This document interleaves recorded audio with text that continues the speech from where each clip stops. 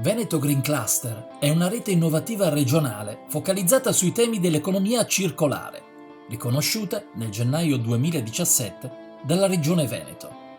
Green Tech Italy è il network preposto a rappresentare a livello istituzionale la nuova rete d'impresa ed è costituito da imprese, associazioni di categoria, università, centri di ricerca che operano nel settore della green economy. 3 sono gli obiettivi che Veneto Green Cluster si pone. Costituire una piattaforma tecnologica dedicata alla ricerca industriale e allo sviluppo sperimentale di applicazioni e soluzioni finalizzate alla trasformazione dei rifiuti, anche pericolosi, in risorse ed energie rinnovabili, per poterli riutilizzare per scopi industriali o energetici, con un impatto positivo per la salute dei cittadini e la salvaguardia dell'ambiente.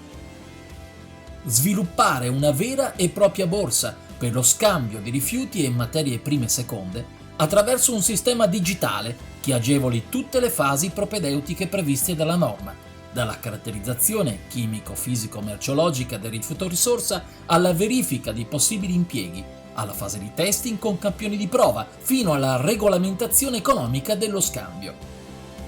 Essere un hub informativo per lo scambio delle informazioni e conoscenze in materia di ottimizzazione dei processi di riciclaggio di rifiuti e di ottimizzazione dei flussi logistici, in una logica sia interna che esterna riguardo alla gestione della catena di distribuzione.